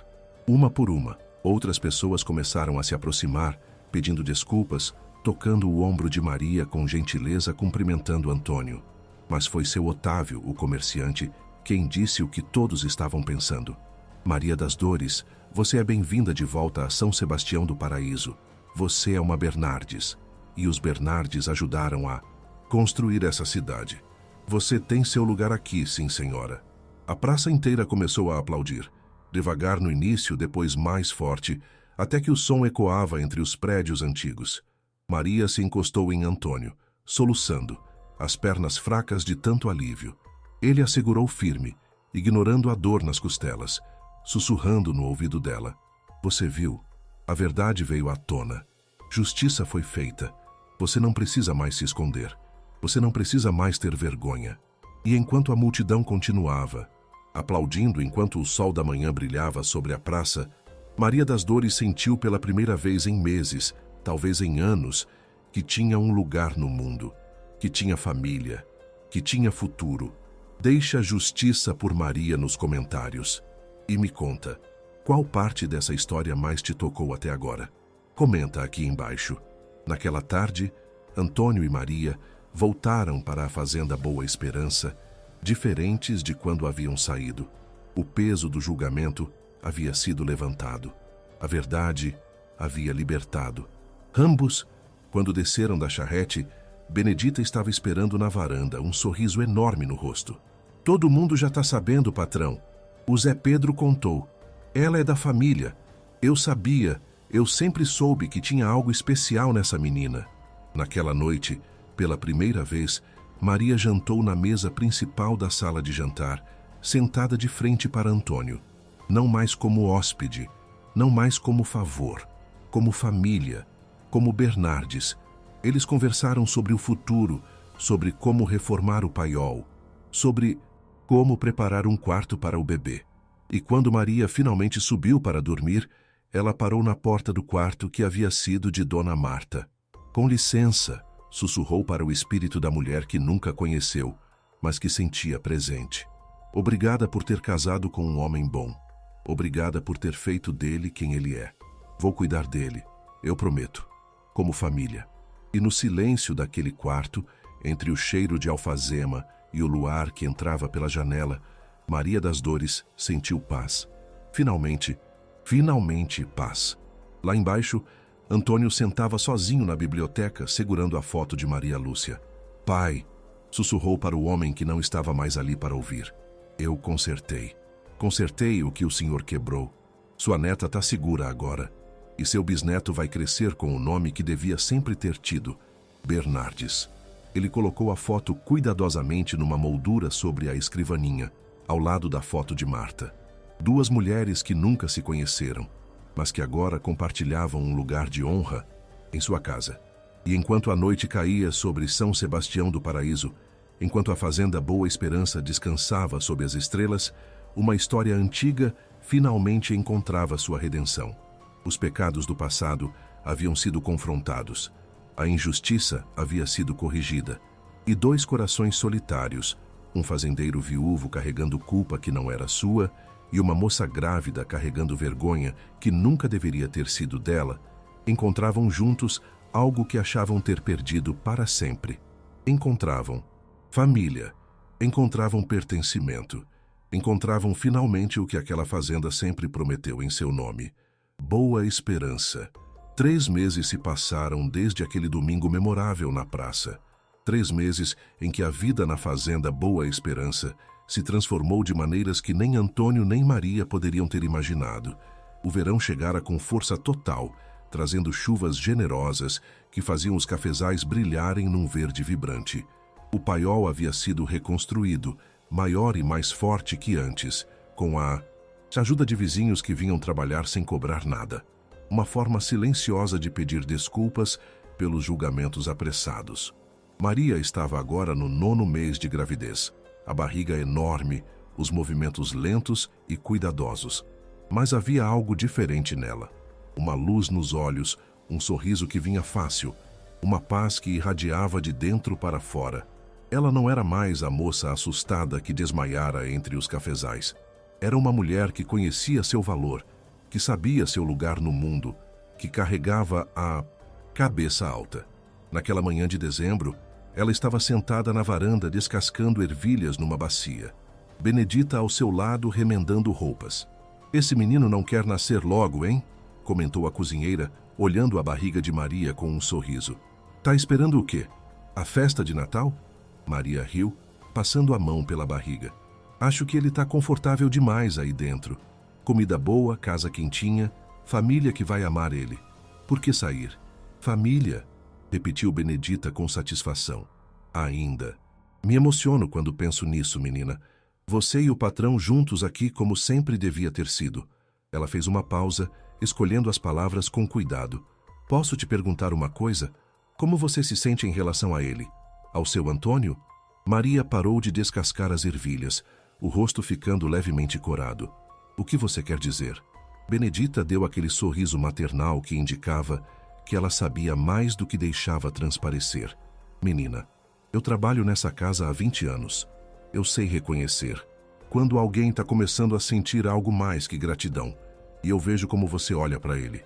Vejo como os olhos dele se acendem quando você entra na sala." Maria baixou o olhar, o coração acelerando. "Benedita, ele é meu tio. Bem, tio-avô tecnicamente. Seria errado sentir algo, não seria?" A cozinheira balançou a cabeça. "Vocês não cresceram como família, não têm memórias de infância juntos. O sangue que compartilham é distante, de gerações atrás. E o que eu vejo entre vocês..." Ela sorriu gentilmente. "É 2 almas solitárias que se encontraram, que se curam um ao outro. Não tem nada de errado nisso." Maria sentiu lágrimas brotarem. "Mas ele ainda ama a Marta. Vejo como ele olha para a foto dela. Claro que ama", concordou Benedita. "E sempre vai amar. Mas o amor não é uma coisa que acaba. O coração cresce para acomodar novos amores. Dona Marta não ia querer que ele ficasse sozinho para o resto da vida. Ela ia querer que ele fosse feliz de novo." Antes que Maria pudesse responder, elas ouviram o galope de cavalos. Era Antônio voltando da cidade com o doutor Aguiar. Os 2 homens desmontaram e havia uma expressão séria no rosto de ambos. Antônio subiu os degraus da varanda, tirando o chapéu. "Maria, o doutor veio fazer o exame semanal, mas também trouxe notícias." O tom dele fez o estômago de Maria revirar. "Que notícias?" O doutor Aguiar se aproximou, colocando a maleta no chão. "É sobre o coronel Justino. Ele foi preso ontem." Maria arregalou os olhos. "Preso? Por quê?" Antônio se sentou pesadamente numa cadeira. A investigação do incêndio continuou. O delegado Moacir encontrou os capangas dele, o Nascimento e o Geraldo. Com um pouco de pressão, eles confessaram tudo. Disseram que foi Justino quem mandou tocar fogo no paiol. Disseram que ele pagou eles para fazer isso. E disseram mais, que Justino estava planejando algo pior. "Pior como?" A voz de Maria era apenas um sussurro. O doutor Aguiar limpou os óculos, desconfortável. Ele estava planejando. Bem, estava planejando sequestrar você. Queria te levar embora, te esconder em algum lugar longe, para forçar o Antônio a desistir da história da família. Achava que sem você aqui, ele não teria como provar nada e a fofoca ia morrer. Maria sentiu o sangue gelar. Benedita soltou um grito de horror. Meu Deus do céu, esse homem é um demônio! Antônio se levantou, aproximando-se de Maria e ajoelhando-se ao lado da cadeira dela. Mas ele não vai fazer nada. Ele está preso. E vai ficar preso por um bom tempo. Tentativa de homicídio, incêndio criminoso, conspiração. O juiz não foi nada leve na sentença. Ele pegou as mãos dela, que tremiam. Você está segura. Tá ouvindo? Você está segura aqui. Maria assentiu, mas lágrimas escorriam pelo rosto. Por quê? Por que ele me odeia tanto? Eu nunca fiz nada para ele. Porque você expôs a hipocrisia dele, disse Antônio com suavidade. Porque sua existência, sua história, mostrou para a cidade toda que os homens poderosos não são tão respeitáveis quanto fingem ser. Mostrou que eles têm medo da verdade. Ele enxugou as lágrimas dela com o polegar. Mas a verdade venceu. Você venceu. E agora pode viver em paz. O doutor Aguiar pigarreou. Bem, já que estou aqui, que tal eu examinar essa futura mamãe? Ver como está o bebê? O exame foi rápido e eficiente. O doutor apalpou a barriga de Maria, ouviu os batimentos do bebê com seu estetoscópio, fez perguntas sobre dores e contrações. Finalmente, ele sorriu. Tudo perfeito. Esse bebê pode nascer a qualquer momento. Talvez hoje, talvez amanhã, talvez na próxima semana. Mas quando vier, vai vir rápido. Primeira gestação. Mas a posição tá ótima. Ele olhou para Antônio. Você mandou preparar tudo que eu pedi? Mandei, confirmou Antônio. Benedita ferveu os panos, deixou água limpa separada, preparou o quarto. E eu vou ficar aqui. Não vou sair da fazenda enquanto Maria não tiver o bebê. O doutor assentiu aprovadoramente. Ótimo. Vou deixar minha assistente, Dona Joana, aqui também. Ela já fez mais de 100 partos. Se eu não chegar a tempo, ela sabe o que fazer. Ele fechou a maleta, olhando Maria com gentileza. Você vai ser uma mãe maravilhosa. Eu vejo isso. Naquela tarde, enquanto o sol descia lentamente, Maria pediu a Antônio para dar uma volta pelos cafezais. Preciso caminhar um pouco. Minhas costas estão doendo. Ele ofereceu o braço e juntos desceram os degraus da varanda, seguindo pela trilha estreita entre as plantas carregadas de frutos vermelhos. O cheiro de terra e café enchia o ar, misturado ao canto das cigarras anunciando o fim do dia. Foi aqui, disse Maria de repente parando. Foi aqui que eu caí. Neste lugar exatamente. Ela olhou ao redor, reconhecendo os pés de café específicos, a curvatura da trilha. Eu me lembro de pensar que ia morrer, e meu filho ia morrer, e que ninguém ia se importar. Antônio apertou o braço dela. Mas eu me importei. E olha onde estamos agora. Maria virou-se para ele, os olhos brilhando com emoção. Seu Antônio... Antônio, eu preciso te falar uma coisa. Pode falar, disse ele suavemente. Maria respirou fundo, juntando coragem. Eu sei que isso pode ser inapropriado. Sei que você ainda ama a Marta, e eu jamais tentaria tomar o lugar dela. Mas eu preciso que você saiba.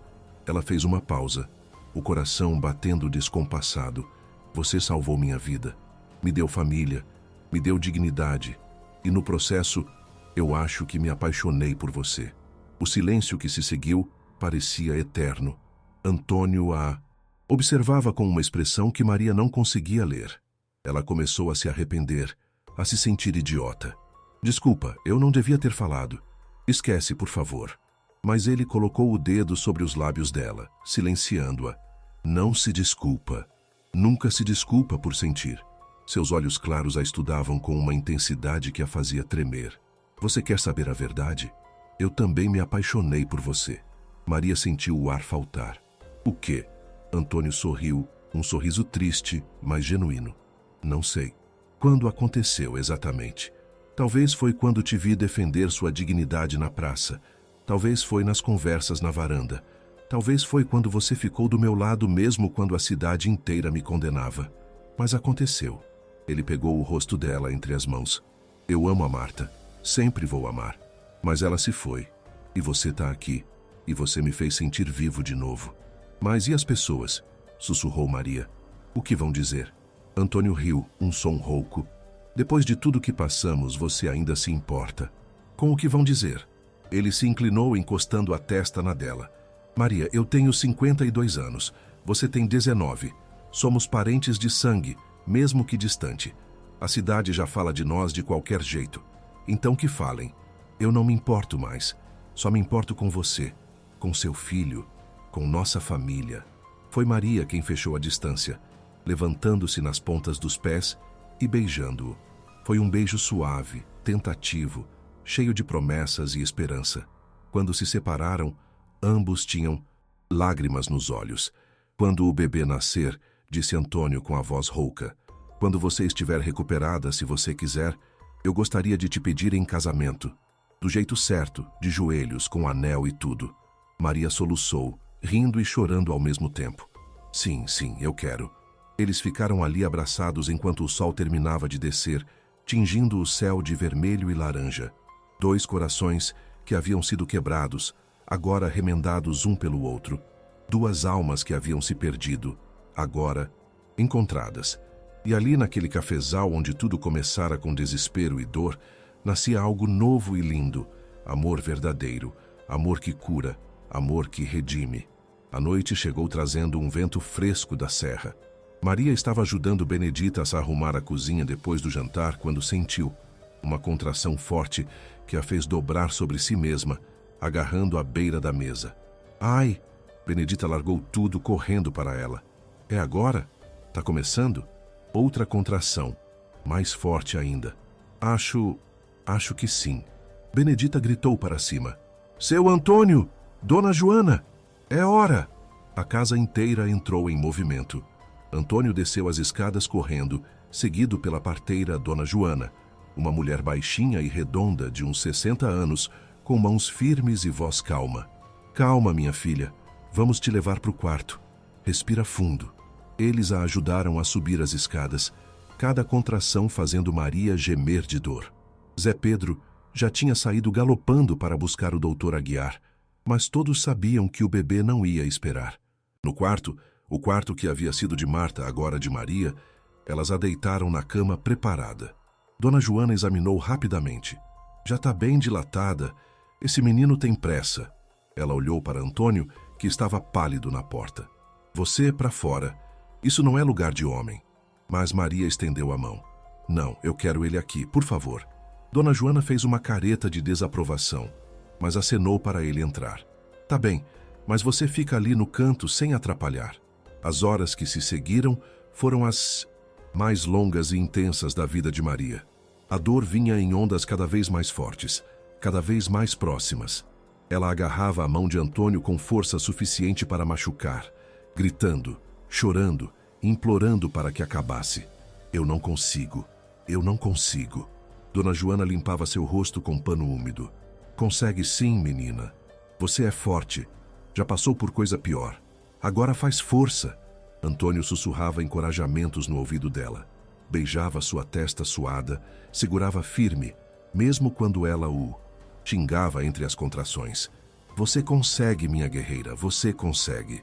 Benedita rezava no canto, o terço de Maria Lúcia nas mãos, pedindo proteção para a bisneta e para o bebê. E, finalmente, quando a madrugada já clareava o horizonte, quando o céu começava a mudar de preto para azul, um grito diferente encheu o quarto. O choro forte e indignado de um recém-nascido. É menino, anunciou Dona Joana, erguendo a criança ensanguentada, mas perfeita. Um menino lindo e saudável. Ela cortou o cordão, limpou o bebê rapidamente e o colocou sobre o peito de Maria. Maria olhou para aquele rostinho vermelho, os olhos apertados, a boca aberta no choro, e sentiu um amor tão intenso que doía. Meu filho, sussurrou, as lágrimas escorrendo livremente. Meu filhinho. Antônio estava chorando também, sem vergonha ou constrangimento. Ele tocou a cabeça minúscula do bebê com reverência. Ele é perfeito, absolutamente perfeito. Maria olhou para ele, para aquele homem que havia salvado não apenas sua vida, mas sua alma, e sorriu através das lágrimas. Como vamos chamar ele? Antônio pensou por um momento. Depois sorriu. Augusto. Augusto Lúcio. Em homenagem ao meu pai e à sua avó. Para honrar o passado, mas também para começar novo. Maria assentiu, tocando o rostinho do filho. Augusto Lúcio Bernardes. Bem-vindo ao mundo, meu amor. Bem-vindo à família. Dona Joana terminou de limpar e ajeitar tudo, então saiu do quarto com Benedita para dar privacidade ao novo trio. Antônio se deitou cuidadosamente ao lado de Maria na cama, um braço ao redor dela. Os dois observando Augusto, que já havia parado de chorar e agora olhava ao redor com curiosidade. Olha para nós, disse Maria suavemente. 3 meses atrás eu estava caída naquele cafezal, esperando morrer. E agora? Ela olhou ao redor do quarto lindo, para o homem que amava ao seu lado, para o filho nos seus braços. Agora eu tenho tudo. Tenho família, tenho amor, tenho futuro. Antônio beijou seu cabelo. E eu tenho vocês. Tenho razão para acordar todo dia. Tenho razão para viver de novo. Os dias que se seguiram foram de adaptação doce e cansativa. Augusto era um bebê bom, mas exigente como todos os recém-nascidos. Maria aprendia a amamentar, a trocar fraldas, a acalmar o choro no meio da noite. Antônio estava sempre por perto, ajudando no que podia, segurando o bebê enquanto Maria dormia, caminhando pelo quarto com Augusto no colo quando ele estava agitado. A cidade inteira veio visitar. Dona Lucinha trouxe roupinhas de bebê que havia bordado pessoalmente. Seu Otávio trouxe um berço de madeira entalhada. O padre Anacleto veio abençoar a criança. E um por um, os moradores de São Sebastião do Paraíso se curvavam sobre o berço, admirando o bebê, comentando como ele tinha os olhos da mãe e o queixo forte dos Bernardes. Era como se, através daquele bebê, a cidade inteira estivesse pedindo perdão, aceitando de verdade que Maria era uma deles. 3 semanas após o nascimento de Augusto, numa manhã clara de janeiro, Antônio acordou cedo e foi até a cidade. Quando voltou, trazia uma caixinha de veludo no bolso. Naquela tarde, com Augusto dormindo no berço e Benedita cuidando de tudo, ele pediu a Maria para dar uma volta até o cafezal. Era o mesmo lugar onde ela havia caído, o mesmo lugar onde ele a encontrara, o mesmo lugar onde haviam confessado amor um pelo outro. Maria das Dores Oliveira, começou ele, e sua voz tremia ligeiramente. Você apareceu na minha vida quando eu achava que tinha terminado. Quando achava que não havia mais nada para mim além de memórias e solidão. Ele se ajoelhou na terra vermelha, tirando a caixinha do bolso e abrindo para revelar um anel simples de ouro com uma pedra pequena, mas bonita. Você me ensinou que dá para recomeçar, que dá para amar de novo, que dá para ser feliz de novo. Maria já estava chorando, as mãos cobrindo a boca. Casa comigo? Perguntou Antônio, os olhos brilhando. Deixa eu ser pai do Augusto. Deixa eu ser teu marido. Deixa eu passar o resto da minha vida te fazendo feliz. Casa comigo? Maria caiu de joelhos na frente dele, pegando o rosto dele entre as mãos. Sim, 1000 vezes sim. Ele colocou o anel no dedo dela. Encaixou perfeitamente, como se tivesse sido feito sob medida. E então a beijou ali mesmo, na terra onde tudo começara. O casamento aconteceu 2 meses depois, numa cerimônia simples, mas linda na igreja de São Sebastião do Paraíso. Maria usava um vestido branco que Benedita havia costurado com capricho, flores no cabelo, o terço da avó nas mãos. Antônio estava de terno escuro, nervoso como um rapaz no primeiro amor. E quando o padre Anacleto os declarou marido e mulher, quando eles se beijaram no altar, a igreja inteira aplaudiu de pé. Augusto, com 2 meses de idade, estava nos braços de Benedita na primeira fileira, vestido de batismo, os olhos arregalados observando tudo. Depois da cerimônia, houve festa na fazenda. A cidade inteira compareceu. Havia música, comida farta, dança no terreiro. E quando a noite caiu e os convidados finalmente foram embora, Antônio carregou Maria no colo para dentro da casa, uma tradição antiga, enquanto ela ria e protestava que ele ia se machucar. Meses se transformaram em anos. Augusto cresceu forte e saudável, um menino alegre com os olhos castanhos da mãe e os cabelos castanhos claros do pai adotivo. Quando tinha 3 anos, ganhou uma irmãzinha, Helena Marta Bernardes, homenagem às 2 mulheres que moldaram aquela família. Quando tinha 5, veio o irmão Gabriel. A casa, que antes era silenciosa e vazia, agora estava cheia de risos de crianças, de bagunça e de vida. Maria se transformou numa mulher respeitada na comunidade. Ela começou a costurar para fora, ajudando outras moças que caíam em desgraça, oferecendo trabalho e dignidade. Criou um pequeno ateliê na fazenda onde empregava mulheres que ninguém mais queria contratar. Todo mundo merece uma segunda chance, dizia ela. Todo mundo merece alguém que acredite neles. Era sua forma de retribuir a bondade que havia recebido. Antônio continuou trabalhando a fazenda, mas agora com propósito renovado. Ele plantou uma muda de jabuticaba no lugar exato onde encontrara Maria anos atrás. Para nunca esquecermos, disse ele. E toda vez que a família passava por ali, eles paravam, tocavam a árvore e lembravam da jornada que tinham percorrido, da morte para a vida, do desespero para a esperança, da solidão para o amor. 10 anos depois daquele dia de março de 1947, numa manhã igual a tantas outras, Maria estava na varanda da casa grande descascando ervilhas, exatamente como fazia quando chegara ali pela primeira vez. Mas tudo era diferente agora. Ela não era mais uma moça assustada e sozinha. Era esposa, mãe, matriarca. Seus 3 filhos brincavam no terreiro, perseguindo galinhas e rindo alto.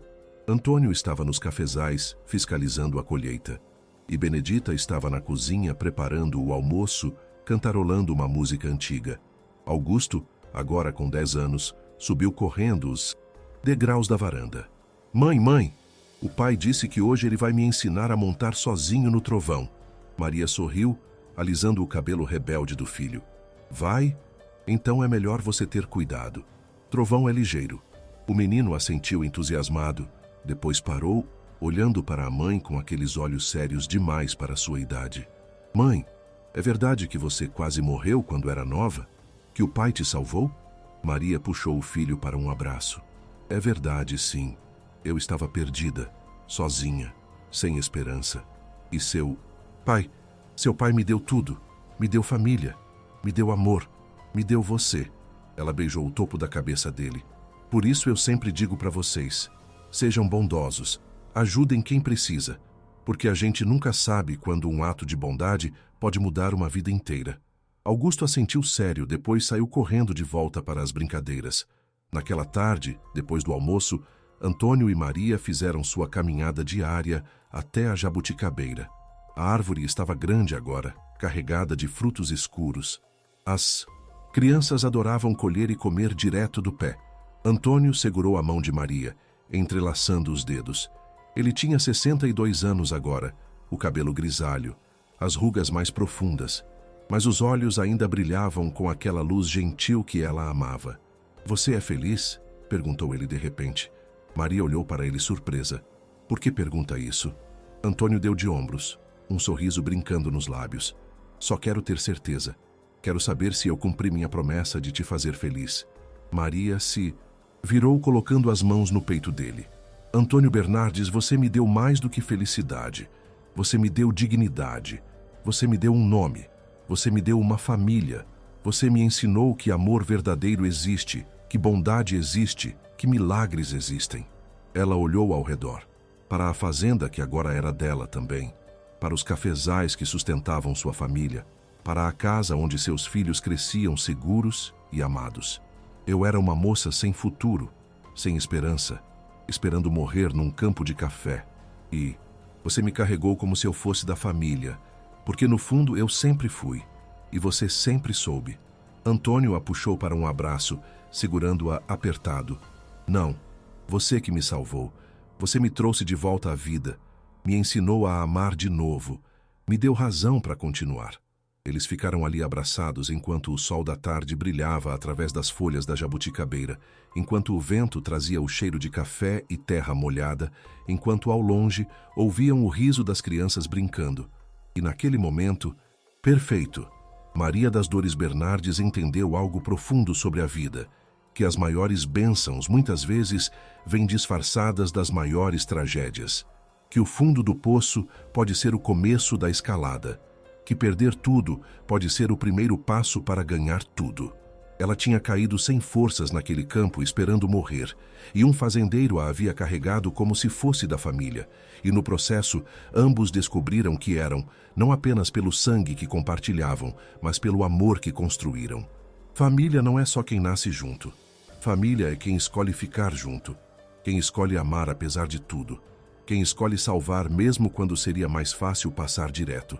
E enquanto o sol descia lentamente sobre a fazenda Boa Esperança, tingindo o céu de rosa e dourado, Maria das Dores fechou os olhos e agradeceu. Agradeceu por ter caído.